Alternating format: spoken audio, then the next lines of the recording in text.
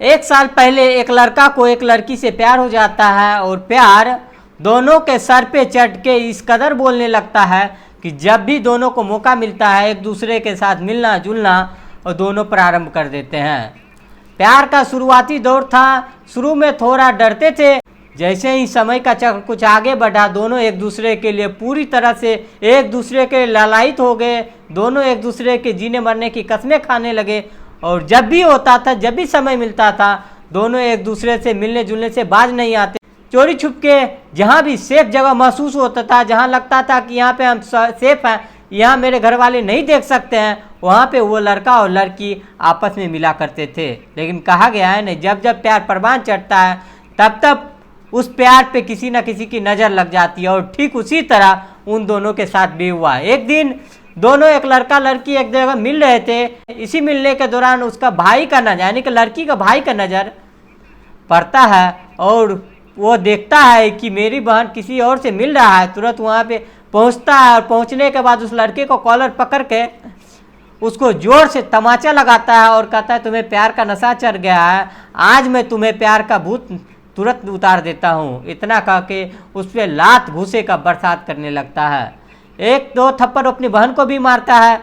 उसकी बहन पीछे हट जाती है और इस बीच जब लड़की के घरवाले को पता चलता है कि उसके बेटे के द्वारा कि किसी लड़के की पिटाई हो रहा है, उसका रीज़न ये है कि उसकी बहन कोई और लड़का उससे मिल रहा है, बातें कर रहा था। इसे सुन के उसके घर वाले वहाँ पे पहुँच जाते हैं और पहुँचने के बाद उसके घर वाले उग्र होके पहुँचते हैं। किसी के हाथ में लाठी, किसी के हाथ में डंडा और बेरहमी से मारना स्टार्ट कर देते हैं।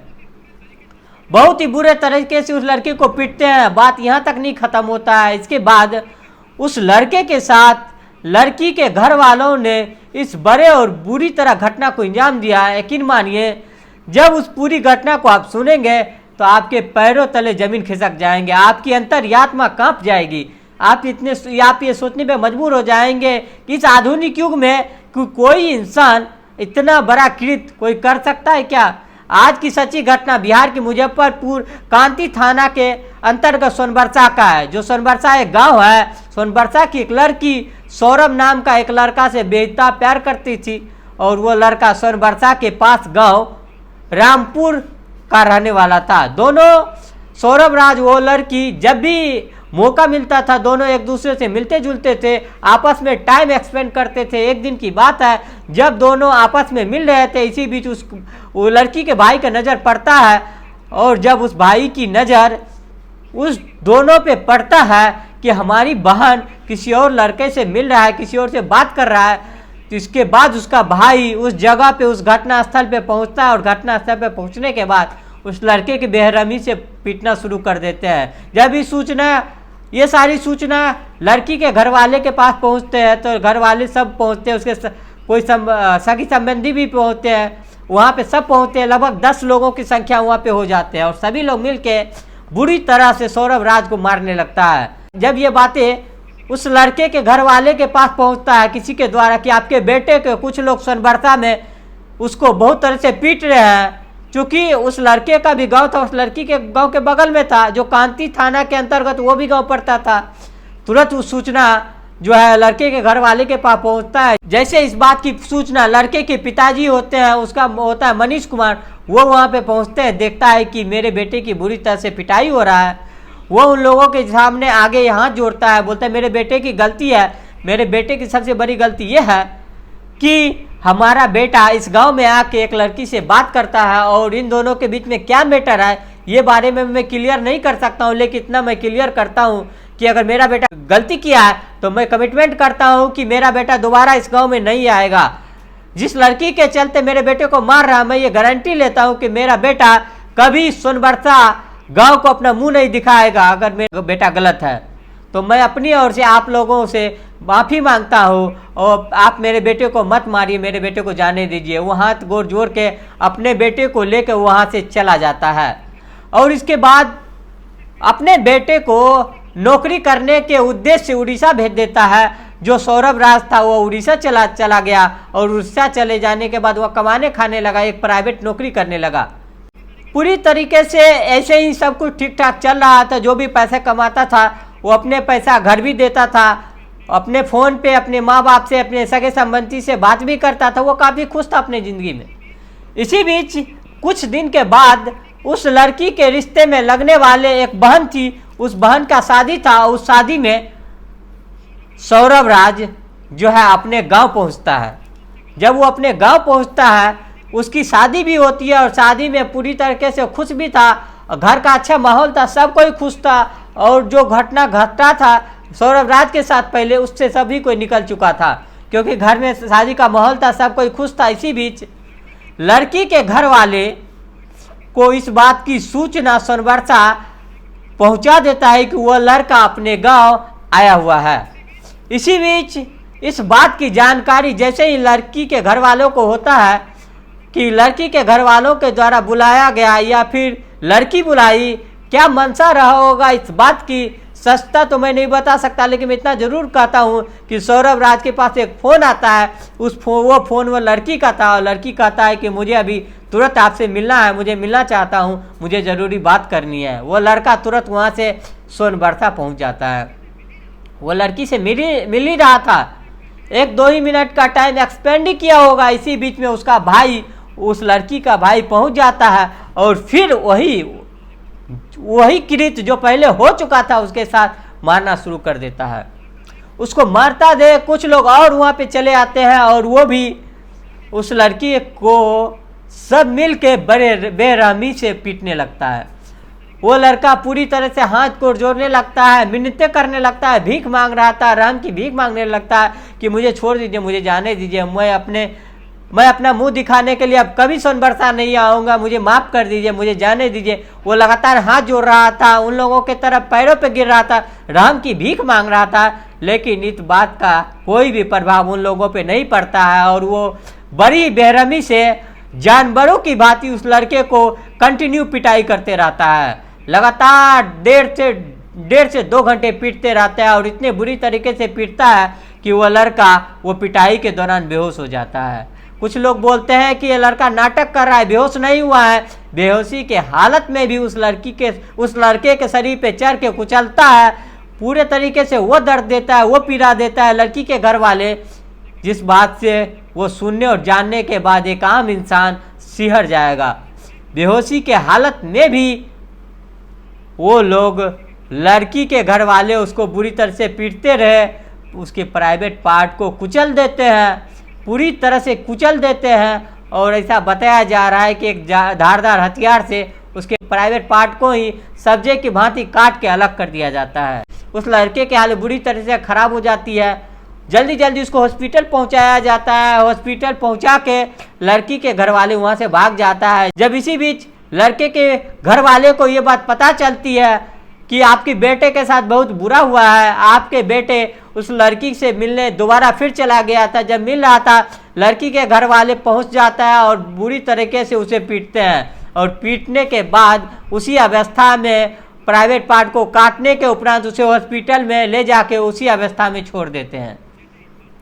जैसे इस बात की सूचना उसके घर वाले के पास पहुंचती है, उसके जो पिताजी होते हैं मनीष कुमार, वो हॉस्पिटल में पहुंचते हैं। वो अकेले नहीं पहुंचते बल्कि सैकड़ों लोग, रामपुर शाह जो गांव था वहां से सैकड़ों लोग हॉस्पिटल में पहुंच के हंगामा शुरू कर देते हैं और सब लोग इस बात का विरोध करने लगते हैं। पूरे तरीके से वहां का माहौल जो था गंभीर हो जाता है कि इस लड़के के साथ इतने बुरा कृत्य कैसे कर सकता है कोई भी। इस लड़के का बस इतना ही गलती था कि वह लड़का उससे मिल रहा था। वो लड़का कभी सोचा भी नहीं होगा कि जिस बहन के लिए वो उड़ीसा से छुट्टी लेके, वो अपने नौकरी से छुट्टी लेके अपने गांव आया था अपनी बहन के शादी में, कि मैं भी थोड़ा हाथ बटा पाऊंगा, मैं भी अपनी बहन की शादी में खुशी में शामिल हो पाऊंगा। लेकिन उसको क्या पता था कि उसके साथ इतने बड़े और बुरे घटने का अंजाम दिया जाएगा, इतने गंदे कृत्य का अंजाम दिया जाएगा। उसने कभी ऐसा कल्पना सपने में भी नहीं सोचा होगा। जैसे ही उसके घर वाले के साथ साथ गांव वाले उस हॉस्पिटल पहुंच जाते हैं, उसकी बेदहाल स्थिति को देख के सब चौंक जाते हैं। और रात भर तो किसी तरह वो लड़का काट लिया। अगले दिन सुबह के 10 बजे के आसपास वो लड़का दम तोड़ देता है और दम तोड़ने के उपरांत जितने भी लोग उस लड़के के गांव के लोग हॉस्पिटल पहुंचे थे, सब आक्रोशित हो गए, शोर शराबा, सब हंगामा शुरू कर दिए, पूरा हॉस्पिटल का माहौल बदल गया। और उसी समय जितने भी लोग हॉस्पिटल में पहुंचे थे सब लोग, कुछ और लोग और आके, लगभग 200 से 300 लोग आके वहां से उस सौरभ राज की डेड बॉडी को लेके सीधे सोनबरसा गांव पहुंचता है। और सोनबरसा गांव पहुंच के उस लड़की के घर जाते हैं, देखते हैं कि वहां पहुंचने के बाद देखते हैं कि वहां के घर पे कोई था ही नहीं, पूरा ताला लगा हुआ था। और ताला लगने के बाद सब लोग ये समझ जाते हैं कि डर से ये लोग कहीं ना कहीं ये भाग गया है। इसी बीच पुलिस की टीम भी वहां पहुंचती है, कई थाने के पुलिस वहां पे पहुंचता है। और जहां मानो कि सोनबरसा गांव एक पूरे छावनी की तरह तब्दील हो गया था, किसी भी तरह की अप्रिय घटना ना घटे, इस बात को ध्यान में रखते हुए पुलिस पूरी तरह से स्ट्रिक्ट हो गया था वहां पे। उस गांव में जितने भी लोग गए थे पूरी तरह से विरोध कर रहे थे, फिर भीड़ हिंसक ना हो इस बात को लेके पुलिस की आला अधिकारियों के द्वारा एडिशनल फोर्स की व्यवस्था की गई थी। वहां पे पुलिस वाले किसी तरह से समझा बुझा के लड़के के घर वाले को शांत करवाने की कोशिश करता है।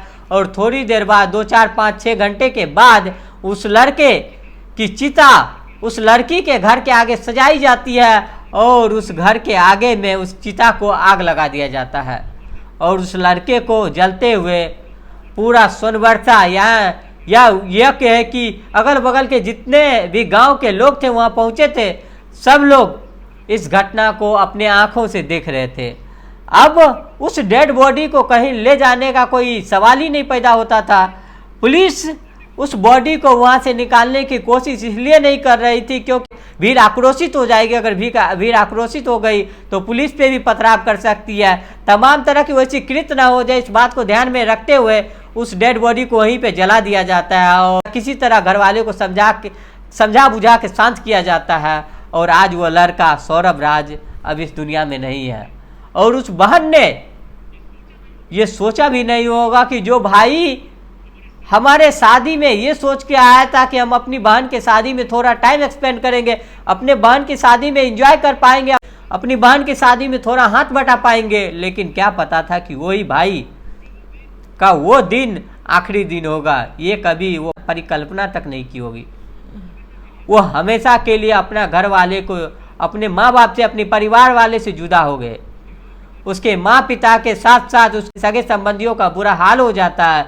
सभी लोग कह रहे थे कि काश अगर वो सौरभ राज अगर उस फोन को इग्नोर कर दिया होता या उसको गंभीरता से नहीं लेता या फिर वो फोन का बात करने के उपरांत वो गांव में नहीं पहुंचता तो शायद ये वारदात होती ही नहीं। और जब ये वारदात नहीं होती तो सौरभ राज आज हमारा जीवित होता, हम सब के बीच होता।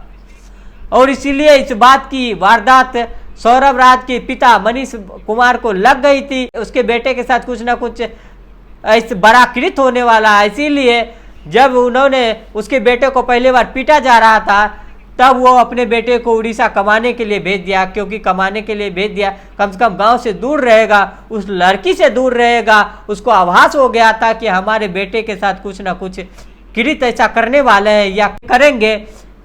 वाकई में इंसान कुछ ऐसा फैसला लेता है कि उस फैसला उस इंसान के जीवन पे आ जाता है। इस घटना को बताने और सुनाने का उद्देश्य किसी को दिल को दुखाना नहीं, किसी की अंतरात्मा की चोट पहुंचाना नहीं, आपको सचेत करना, सतर्क करना। आप जहां भी रहे सुरक्षित रहे, सावधान रहे और कहीं भी रहे, कहीं भी जाए तो जब ऐसे गंभीर मामले चल रहे हैं तो सोच के जाएं, या फिर उस स्टेप के बारे में पता करें कि अगर हम वहाँ पे जाएंगे तो सेफ महसूस कर पाएंगे या नहीं। के सिक्के के दो पहलू, नेगेटिव और पॉजिटिव समझ के चले। अगर नेगेटिव पॉजिटिव तो वहाँ पे अगर पॉजिटिव देख रहे हैं तो नेगेटिव को भी देख के चले, और दोनों को देखते हुए आप अपना अगला कदम उस रास्ते की ओर उठाएं। कहीं ऐसा ना हो कि जिस रास्ते में आप कदम रख रहे हैं उस कदम में सिर्फ कांटे ही कांटे बिछे हो। इस बात का आपको ध्यान रखना होगा। हालांकि ये घटना 3 साल पहले का है। आप इस घटना को लेके क्या सोचते हैं, अपनी निष्पक्षता के साथ इसमें कमेंट करके जरूर बताएं कि आखिर इसमें दोषी किसका है, वो लड़की जो फ़ोन करके बुलाया या फिर उस लड़की के घर वाले सौरभ राज के जाने के बाद उसके पिटाई किए वो, या फिर लड़के के घर वाले जो ये पहले से जान रहे थे कि हमारे बेटे के साथ कुछ ऐसा होने वाला है।